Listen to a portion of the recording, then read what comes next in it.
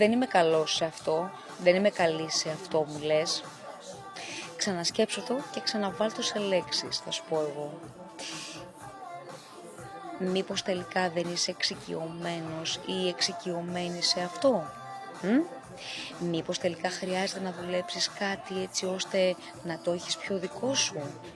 Λέω εγώ, είμαι εδώ για να σε βοηθήσω σε αυτό. Μαζί μπορούμε. Ξέρεις για ποιο λόγο θέλω να το ξαναδείς? Γιατί όταν πεις δεν είμαι καλός, έχεις ήδη βάλει μία ταμπέλα όπου αυτή θα σε απομακρύνει από το να το προσπαθήσεις καν.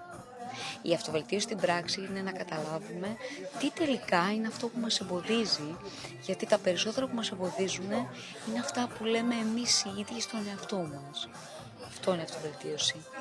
Όχι τα πολλά γλέντια και τα πάρτι που συνοδεύουν την αυτοβελτίωση.